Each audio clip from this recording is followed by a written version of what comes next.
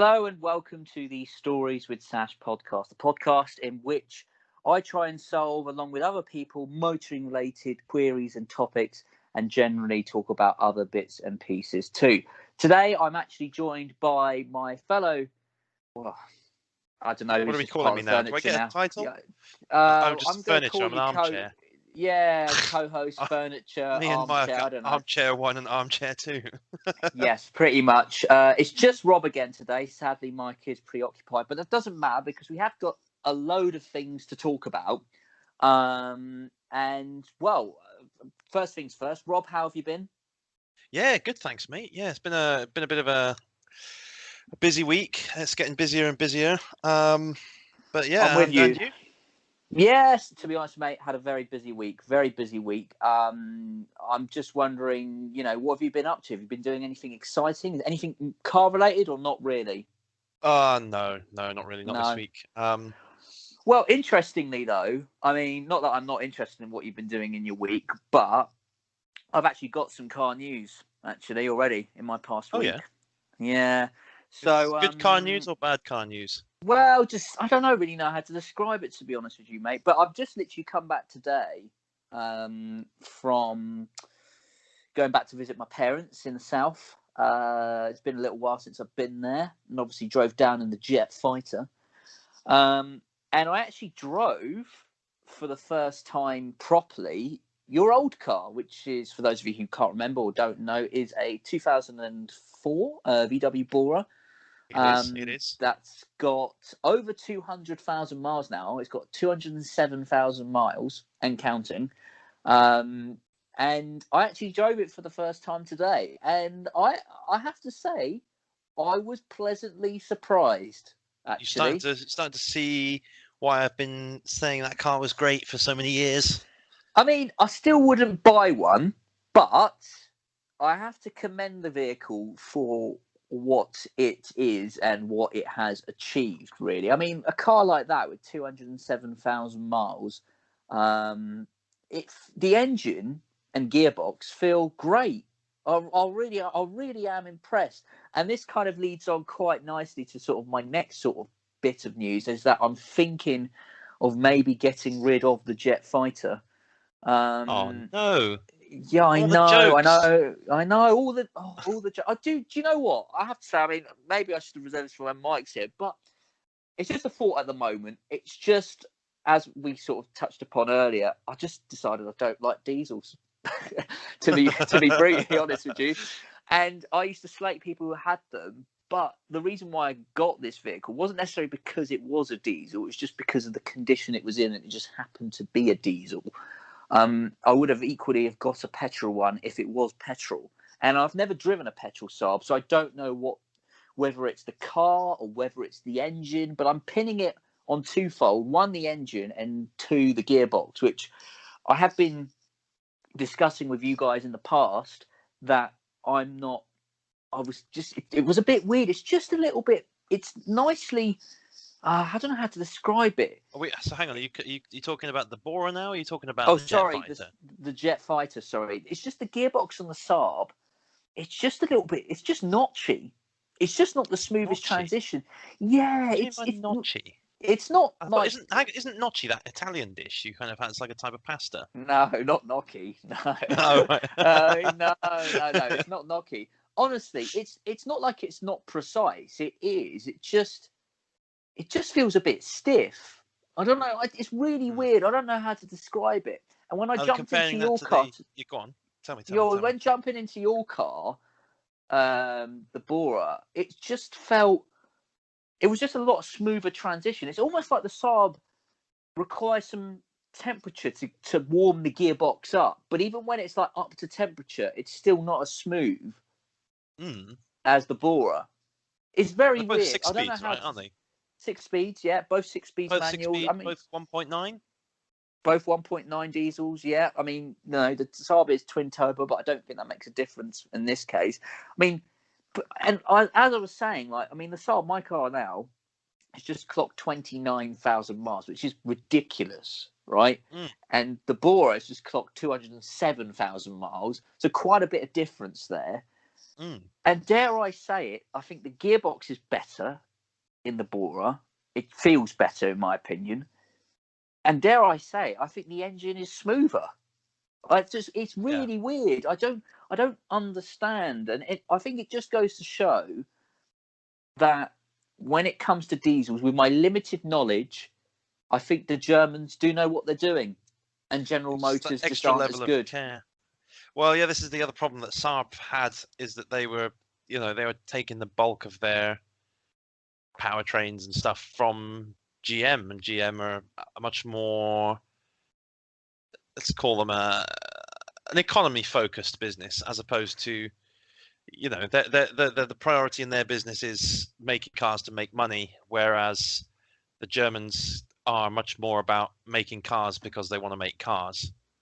Yes, and I have to say, as well as that, the driving experience. I know you can't necessarily compare them, but in some terms you can't. I mean, the Bora is about 5 years older than the Saab, and I know it's a saloon and my car is estate, but it feels a lot. I know I don't know what the weight. I don't know if you remember what the weight is offhand, but it definitely feels lighter than my car. Yeah, it's probably 1.4 tons.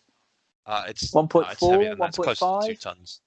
Let me have a look now. Nah, it can't be because But I mean, the point is, it definitely feels lighter than Saab, and therefore it. Oh yeah, okay. 1440 kilos, 1.4 tons. Yeah, and I think the Saab is definitely at least 250 kilos heavier. It's the Saab 9.3 estate, yeah? Yeah, I think it's about 1.65, 1.7 tons. I think, if I'm right in saying that. But hang on. Either way, while you're hang on, that's the petrol. Which one's yours? Is like diesel. the Vector Sport? It's just Aero twin turbo diesel. TTID, Aero. but either way, it just feels. It's only got 120 brake. No, 180. Oh, okay, then I'm looking at the wrong twin model. turbo. Right. Specs. But it just doesn't feel. The Bora just felt a lot lighter. I still am not a fan of the front nose heaviness of diesels. I mean, you can still feel that in the Bora, but you're right. It is heavier. That's the V6. The Aero is the V6. This is terrible. Oh, sorry, Aero spec. It's yeah. Just see if you can find 1.9 twin turbo. Maybe I could do this as well. But while that's going on, it just feels a little bit light. It just feels Bora felt lighter. The steering felt more direct. The Saab steering is actually quite heavy, in my opinion. It's quite loaded. So it's just. I mean, they're two different cars from two different, slightly different eras. But yeah, I think basically, I'm not blaming the Saab because it's a Saab. I'm just blaming that. I just think some of the General Motors components are just not as good. And I hate to say it. 200 kilos heavier. Yeah, and you really do feel that when you drive the two. Like, it does feel, and the Saab feels a lot more nose heavier as well. It's very weird, the setup. I mean, it's not a driver's vehicle. It's not a BMW, and I knew that buying it. It's not a BMW, but it's just I don't. It's a weird one. It feels like we were talking the other day about compromises in vehicles that you take, and like this is like my daily car. I know I've got another car, but I don't really classify as a car really. But this is really like my only car, and it obviously the car's more of a self-propelled piece of scrap. Bean can. Yes, exactly. It's just, and it's really annoying actually. I wish I didn't have that attachment to my other car, which is a Fiat Cinquecento, because otherwise I would have got rid of it by now. It's just I can't bear to get rid of it, especially after all the money I spent on it last year just getting it on the road. So it owes me a little bit. Well, I say that it cost me about £1,000, but still, I mean, £1,000 that I will never get back. But that's fine. But when you make compromise, like the Saab is quite comfortable to drive. It's really on the cruise. On the motorway, it's fine, right? Yeah. It's really at 80. Sorry, I mean 70. It's really it's perfect. 6 gear, 70/80 miles an hour. It's idling at just under 2,000 RPM, and Yeah. it feels great, right? That car, Planted. I think, is. I don't know whether, I mean, like I said, I haven't driven a petrol one, but the diesel feels really at home on the motorway.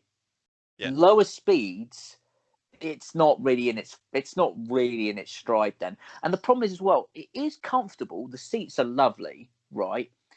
But crucially, it's not quite as comfortable as something that's a bit bigger. Like, and I know you can't compare them, but you remember my Alpha that I had, right? Yeah. Yeah. That was nicer on the motorway than the Saab. I know That the Alpha was really petrol. comfortable. The Alpha was really comfortable. I remember being in the Alpha thinking, wow, this is actually a really, like, especially on the motorway is how I tend to judge cars. Well, not it's definitely a big part of the criteria you kind of assign to a car is like how well it handles long distance cruising. I think that's just by virtue of the fact that when I was a kid, we used to do a lot of family holidays where we'd drive there because you'd have like loads of staff and kids, and I think my parents just couldn't be fussed to like try and get kids through an airport and all that kind of stuff. So we'd drive places, and I remember thinking, your Alpha was, it was very nice to be in. It just that was fine so long as you didn't want to leave the driveway. Yes, Because it would yes, break. it was. Yes, it would, and it cost you a fortune to get wherever you need to go, either in fuel bills or in breakdown repairs. So it didn't really work very well as a car, but as It had something to double sit wishbone in, suspension, didn't it? it did. Yes, it was and that's the thing. It was only the baby of the range. It was a big car, as you remember, and I remember you Huge. nicknaming it an aircraft carrier. I mean, the bonnet was huge. Because the thing is, though, the bonnet was quite big because they had bigger V6s in them that you could get. But mine was only the baby, which was the 2-litre twin spark, and that's quite a light engine. So it really did handle very well. The V6 is a little bit more nose heavy, so they didn't necessarily handle as well as the twin spark. But it was a lovely car to drive on the cruise. It was lovely to drive around bends and so on and so forth. And crucially, this is the point I'm getting at. Now, I know the Saab is an estate car, blah, blah, but it feels like it's this weird middle ground, right, where it does everything quite well, but it's all at a compromise. So it does long cruising well, but not as good as something that's a bit bigger. And it does the low speed stuff okay, but not as fun to drive as probably something like a BMW or a hatchback. So I just think, crucially, really, was perhaps the wrong car for me. I'm going to put my hands up, potentially. I don't know. I don't know. And you know what I'm like. I have very specific requirements for a car, but all right, okay. I'm not sure. So this isn't a definite decision. Whoa, put a pin in that a second. Put a pin in that a second. Are you thinking that way because you think it's the engine and you don't like diesels, or do you think that estate cars generally aren't for you? No, I think I quite like estates. I do like. Would you try getting an estate car with a petrol engine? I don't. It's a good question, Rob. It's a good question. I mean, part of me is tempted by maybe getting like a 5-cylinder Volvo with a petrol. I think that'd be quite good fun. I get a super old one. That would be funny as well. Could do. A geography teacher's Volvo. I do, but the thing is, though, like, I mean, I'd love something like an 850R, but they're quite big money now. But I quite like. I mean, the Saab is a fast car as well. I'm not going to pretend that it's super fast, but it's not slow either. But crucially, even though this one's got twin turbos, there's still lag, right? And I know you're not going to avoid that in a diesel, right? But there's still lag, and that really annoys me. And I'm like, you just put your foot down, right? And it's just like there's that brief moment where it just nothing happens, and then all of a sudden the power delivery is smooth in terms of, because of those twin turbos operating at different RPM. Once you're in that band, it's good, but it definitely, it's a difficult one. And I just think that diesel, I don't think it's the Saab itself. I think it's the engine that I just think it's diesels in general. And I know I drove your one today. And what did you think? Because I mean, the lag in the Bora is quite apparent when it kicks in, yes, like the difference. it is. But I never felt that it's underpowered when you're not on the boost. No, I wouldn't say it's underpowered. I mean, you could definitely, I think there's more lag in the Bora, but that's crucially, I think, helped with Saab because of that extra turbo. Mm-hmm. But I still think that the Boras, I don't know, because I mean, we've spoken about it before. My brother uses his magic engine oil. Does feel smoother. Like, not the power delivery, just the engine, if that makes sense. It is silkier with your brother's magic engine oil. Exactly. I mean, the Bora, I feel like the power delivery does come in one kind of lump, and you do feel like you're getting hit with a wrecking ball a little bit. The Saab, you don't feel that. The Saab's power is a lot more linear, if you like, in terms of the rev range. Yeah. But I think in terms of the silkiness of the engine, and not that I would call any diesel silky, but if I had to put that term, I think the Bora's engine with that oil is better. But I don't know. It's just an idea at the moment. I'm not set on it, but I'm thinking about it. And now the next question is what I have. And part of me is now thinking, do I go for something more practical? Or part of me still thinks I want a 2-seater convertible. I know you're probably going to be like, why?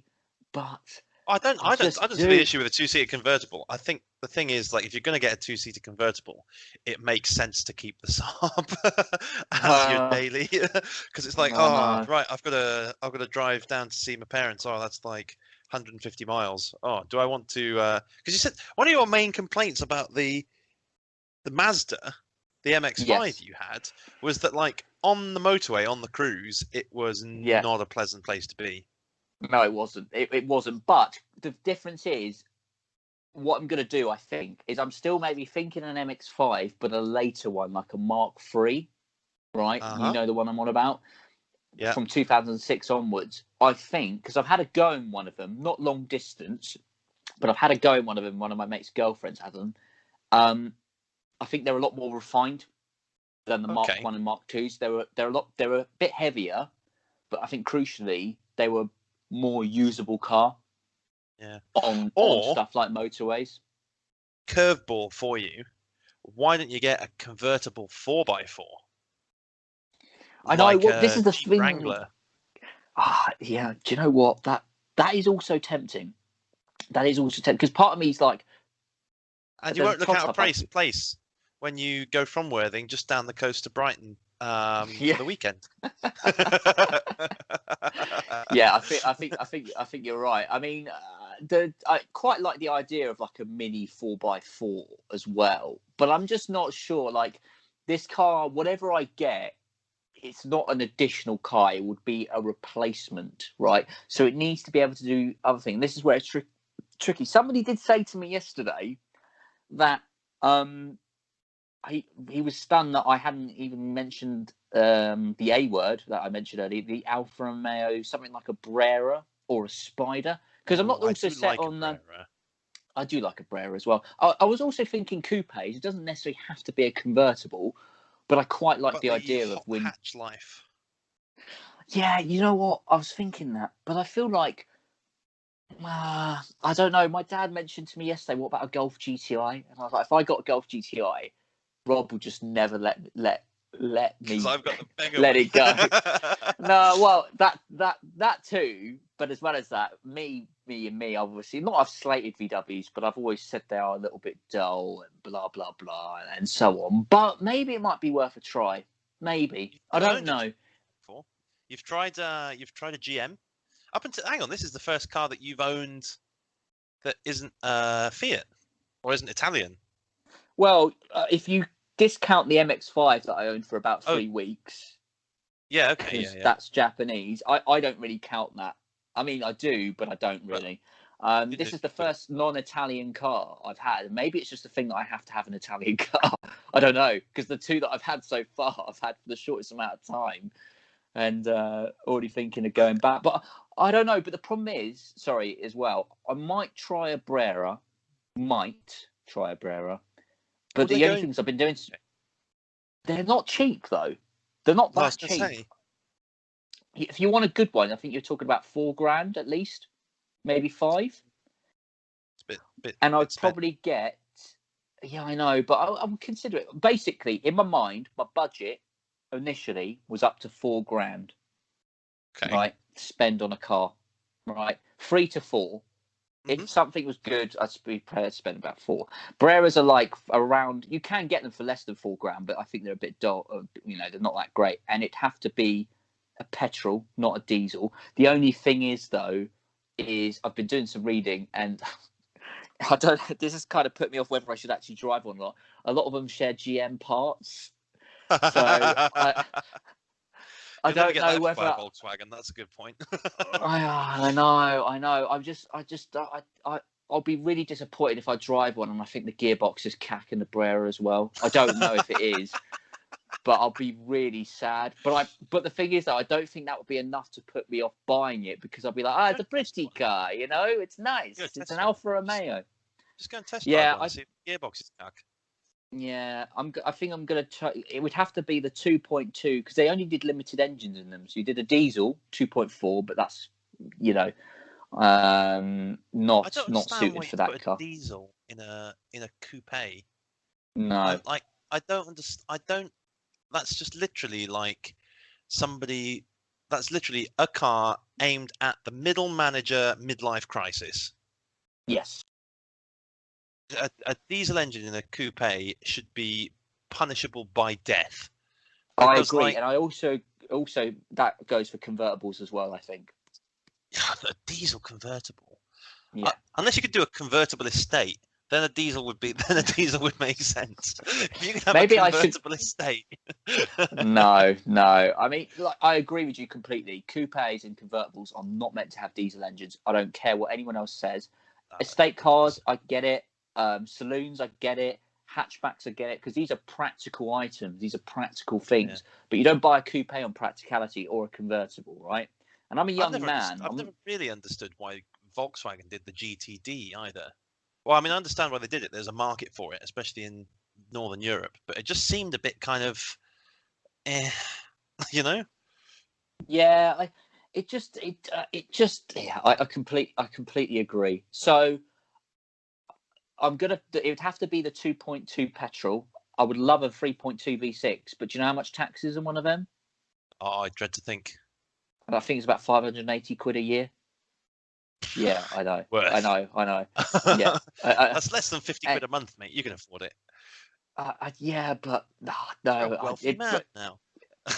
Yeah, but I don't know, Rob. Not if you spend 500 quid on your tax, you're not. No. So it's tricky. I think what I'm going to do is I'm going to keep on. I'm not in a rush to do this, by the way, but I'm kind of thinking maybe around the Christmas, New Year mark. If I'm going to do it, that would be a good time to do it, because normally, I mean, it's a good time to buy a convertible in the winter, because nobody wants to buy a convertible in the winter, so they're a bit cheaper. Also, just before Christmas, people are always looking for cash. So people will inherently give you better deals. So that's my target. I've got a couple of months, and I'm going to see how I feel. I might have a change of heart, but that's my.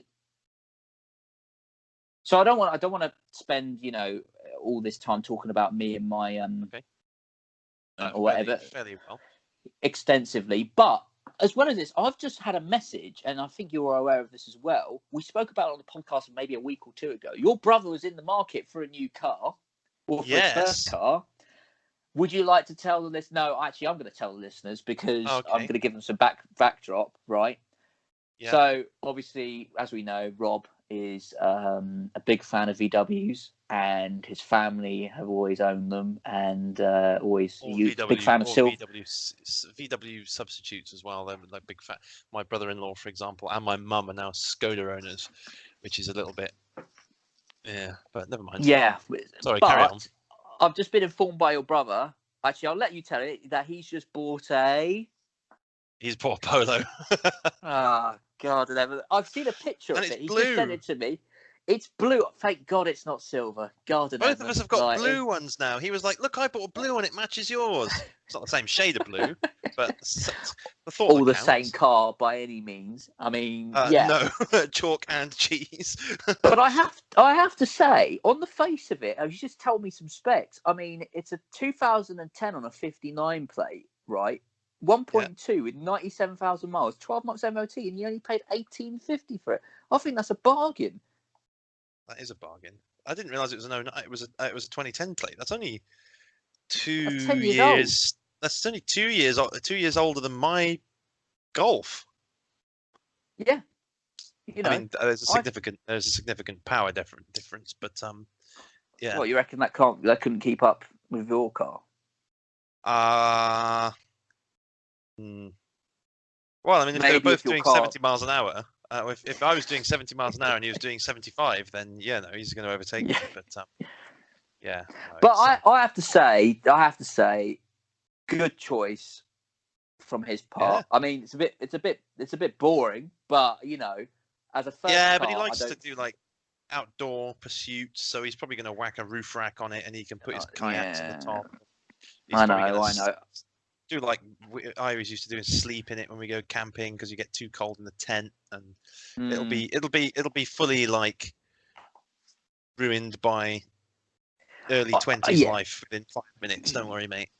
yeah. No, I know. Part of me wanted him to get that beaten up Fabia that I sent him a couple of weeks ago because I think that's kind of got some charm to it. Do you know what I mean? Like Fabia's, I don't know what it is about I don't know. I think Fabia, but polos are great as first cars, and that whole niche of you know just pass your test, early 20s, you bundle way too much stuff in them, you hit the motorway and you do 60, and you spend all day listening to terrible music or audiobooks and pulling over at petrol stations and chatting shit with your mates, and it's like that first bit of freedom you get. And I think polos and all those tiny little hatchbacks have loads of charm in the hands of those in that sort of society demographic, because you see people on the road and it just makes you happy, like, look at you, you've just learned to drive and you're going to go off and have fun and explore. Good, yeah, carry on doing you.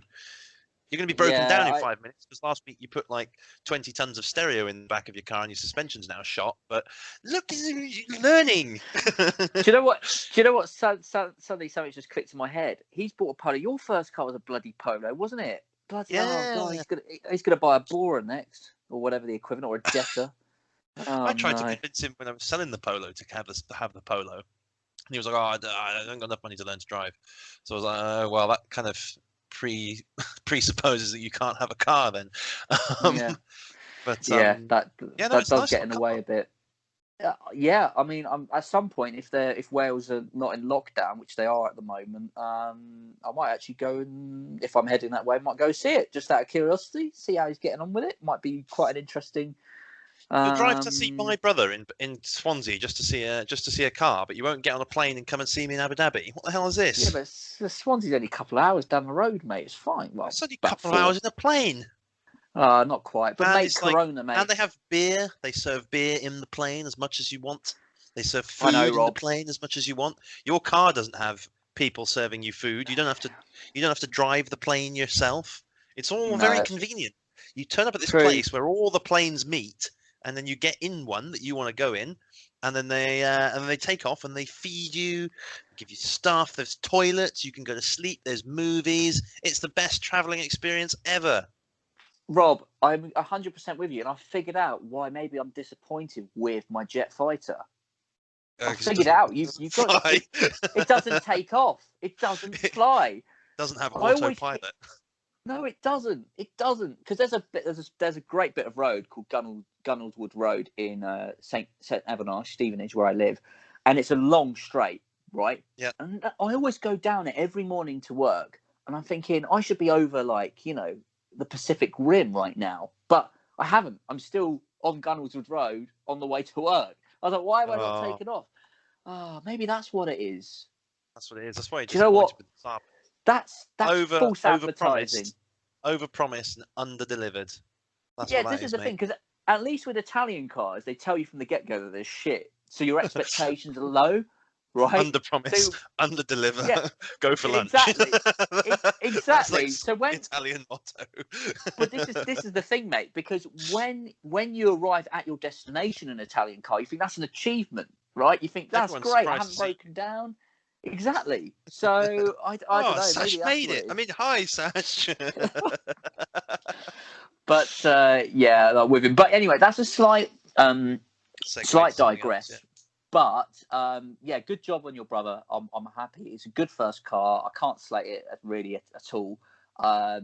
So yeah, but I suppose this podcast probably isn't going to be a massive one today. But I think it's going to just touch upon. I don't know if you remember this because I haven't actually discussed with you what we're going to talk about. But you mentioned last week, Rob, that you wanted to chat a little bit. I don't know if you wanted Mike here, but he's not here anyway. A little bit about Japanese coupes. Well, About there's some specifically. exciting new things coming up in the field of Japanese coupes. Now, Tell us more, Rob. and I'm talking mainly like not like the MX-5 kind of range because they're kind of I'm talking much For more kind of pussies. towards. No. They're just kind of there's two types of coupes, isn't there? There's the kind of like it's very light, it's fun to drive. You can always drive it on the edge because It the has edge no is not power. gonna. It doesn't have like and MX-5s are they're fairly powerful. Power to weight ratio is pretty decent, but you're not going to be if you stuff it up, you're going to have time to fix it basically. And that and yeah, I mean the MX-5 is a great little sports car. I'm talking more about the kind of the sort of performance end Japanese cars. They're not quite supercars yet, but they're much more kind of sports cars. So what was I thinking? So I mean the main one that obviously made me think about this is that the Nissan 400Z is going to be released next year. Mm-hmm. Which is quite exciting. And as we all know, the Toyota Supra came out this year. Was it this year or end I of think it last was year, wasn't it? this year or last year. I think it was I last mean, year, actually. it is kind of a Z4 underneath, but we'll gloss over that. Yeah. And there was another one as well, wasn't there, that we were going to talk about? There was three. I can't remember what the other one was. Was it? I Yeah, can't think. I can't remember. Well, Honda aren't releasing a coupe. No. What other Japanese? Mazda are not releasing a coupe. Might have just been those two then. I think that was it. No, I can't think of any other manufacturer unless Mitsubishi aren't. That's for sure. No. Well, them two. So what? So are you telling me you're quite fond of the Japanese coupe? I quite enjoy what they are as a piece of automotive engineering, and they're quite good fun to drive. I'm not sure I'd necessarily own one, although I do actually really like the 400Z. If you've got a chance to get some photos of it. In fact, what I'll do is because I know you're on your computer as well, so I will send you the link to what I'm looking at, so you can look at the same thing. And I want to talk about the 400Z specifically because we spoke a bit about the Honda E last week, didn't we? We did, yes. And what they've done with kind of the styling of that car is really nice, and I really like it for its kind of retro design. It's very kind of what they've done is they've gone, what would someone in the 70s think is a nice design for the interior and the outside. If someone was in the 70s now, what would they think a future car looks like, and then actually make it not terrible.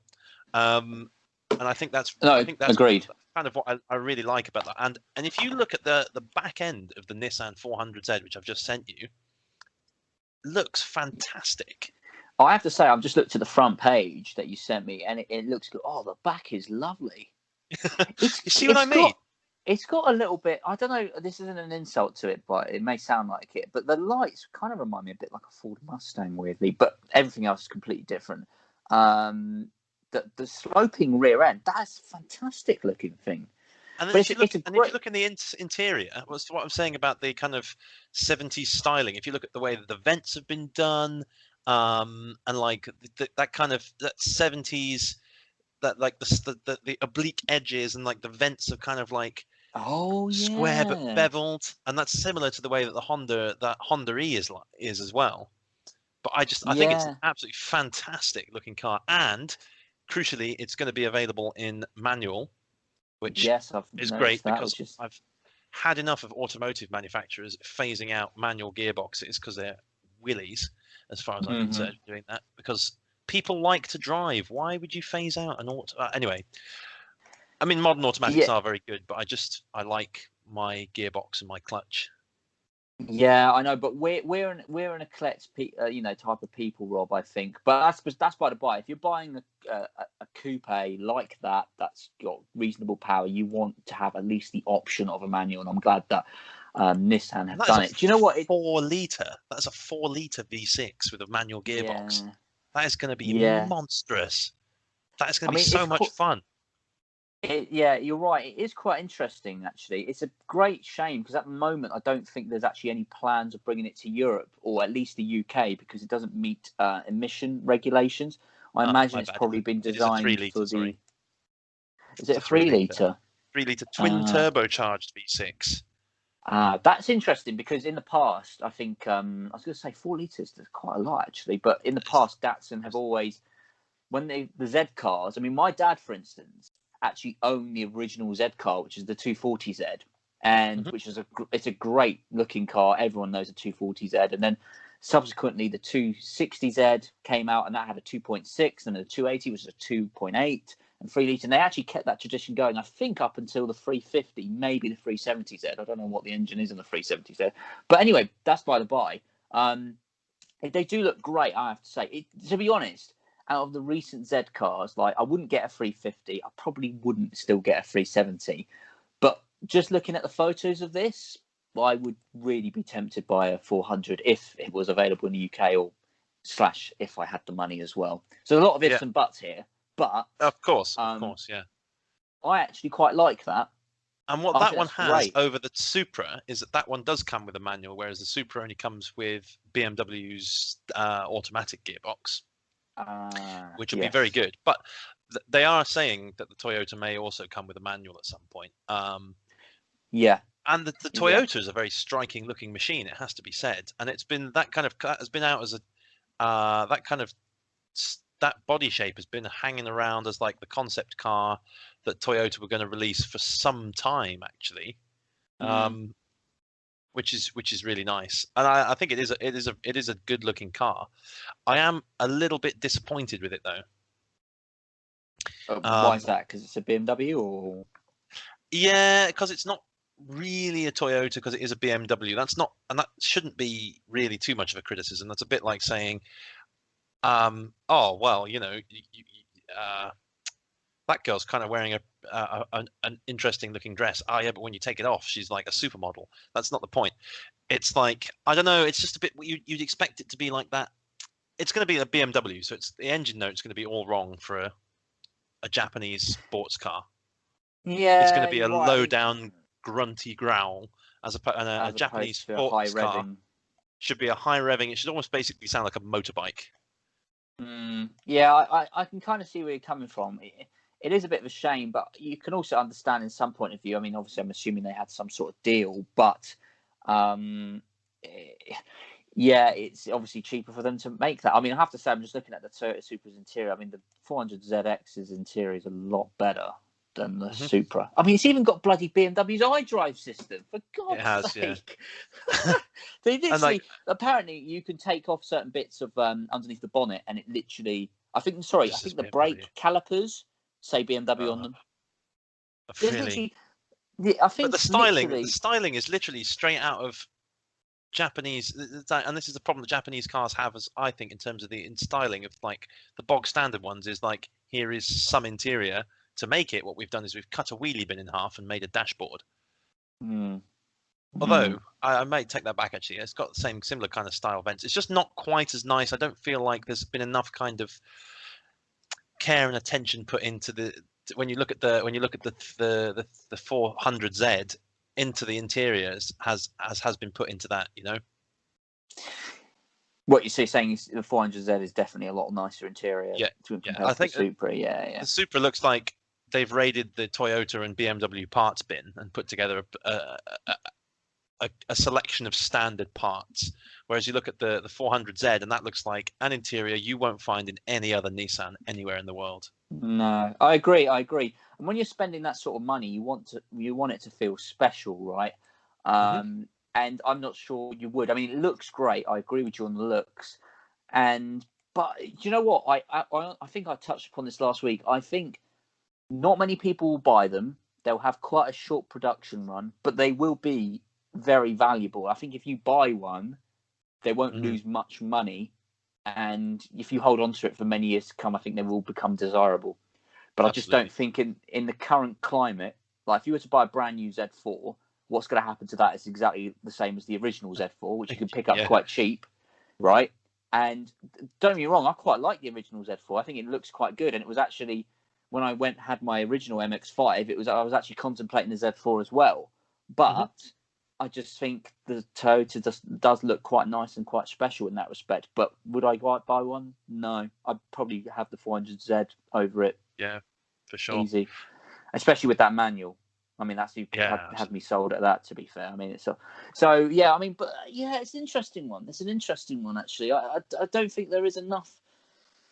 I think Japan is quite good when they put their mind to it. I think if Japan, I think Japanese car makers, like, and going back to your Honda E example, Japanese car manufacturers are good when they try and do their own thing and don't try and copy the trend. The moment that they like try and be like a BMW or something like that, they're just terrible. Like I just don't agree. Like the new Honda Civic, for example, I just think looks just weird. I don't know. I just don't get it. It just doesn't make. It just doesn't make sense. I think also Japanese car manufacturers are very much their bread and butter is making cars for people who just want four wheels and an engine. That's true. That is true, granted. And they are very good at doing that, and they are very good at making them reliable. If that pays for them to make things like the 400Z, you crack on, because that is a really good looking car. True. I mean, you're not gonna. I mean, let's face it. Like, I think out of all the Japanese car manufacturers out there isn't like. I might get a lot of hate for this if the one listener who's listening to this is a fan of Japanese cars, but there isn't very like a lot of prestigious brands of Japanese cars. Like, you know, you look at like Italy, for example, like you have your mundane like Fiats and Alphas to a certain extent, but then you have your Ferraris, your Lamborghinis, your Maseratis. They're the upper class sort of Italian brands. But when it comes to Japan, I mean, all they've really got, no offense, is Lexus. And let's face it, Lexus isn't exactly. Yeah, I know, but they're kind of, especially, I'm just talking from a UK perspective. Oh, okay, right. They're relatively nothing brands, in my opinion. You don't see a lot of people with them. I'm not saying because it's bad. It just doesn't have the kudos, or it doesn't have like that something like that has. And unfortunately, people buy on brands. It's like, you know, and that is the problem. That is the problem. That is the problem with them having this model of mass-produced cars for people that want just some transport, is that you don't build that prestige, you know. You don't. I mean, how many Ferrari 458, is it 458 Californias? Well, I mean, what you're referring to, I mean, how many of those have been manufactured versus like the Nissan Sunny or the Toyota Corolla? Oh, I mean, it's minimal, but I suppose it's like you say, it's not part of their model, so it doesn't. No. It just doesn't make sense. It doesn't. But the thing is, I grew up with a lot of Japanese cars in my family. I mean, my mum still owns a Japanese car. She had an incredible Mazda until last year as well that we had in the family for 15 years. And both my mum and dad have owned loads of Japanese cars over the year. And I have to give them one thing. All right, they may not necessarily be the most exciting, but they are bloody reliable and they just go forever. And I always claimed, and I still maintain it to this day, they're more reliable than German cars. They're not as well made, like in terms of plastics in the interior, but when it comes to just damn right reliability, you can't beat something like a Honda or a Nissan or something like that. They just go forever. Like they're incredibly well, put together and reliable and so on. So I think if I was in the market for that, for a coupe, I'd definitely consider it, you know. Yeah. And I think the coupe, I think there's not enough of those types of vehicles actually out there, to be fair. Yeah. And you definitely look different. if you bought one of them. But yeah, no, we've spoken a lot about the. I'm guessing that's all you wanted to really say. I don't know if Yeah, there's no. anything in particular. I just because I think that it's an interesting one because obviously in the 90s there was a big, Supra versus the Nissan Z cars, and there was a couple of other things like the original Nissan GTR. What, like the Skyline and stuff like Skyline, that. yeah, that was it. Yeah, yeah. Yeah. And obviously now I don't think Nissan are going to do a new Skyline. Obviously they've got the GTR already. Yeah. But yeah, I mean the GTR is obviously the bigger version of the next sort of model gap to the next thing up from the 400. But it's interesting that obviously Toyota's released this one, and now Nissan are going to release the 400Z. And I'd like to think there was going to be some kind of rivalry there, but if they're not selling them in the UK, it's not really relevant. But No. it's an interesting one. They're not going to rekindle that rivalry, which is a bit of a shame, I think. Yeah, it is a little bit, but I suppose I don't know. It's just the way it is. I mean, what I think is disappointing and slightly off topic, and I know it's not really in this sort of market. It's probably a bit higher. Is I'm personally quite disappointed with the well, I say new. It's a few years old now. The Honda NSX. I'm not a big fan of the Honda NSX, the new one. The original one, I think, is a fantastic piece of design and was a good car. But unfortunately, they never sold many of the originals, and I don't think they're selling very many of the new ones. You know, I know technically brilliant and blah, blah, blah, but they're just a bit meh.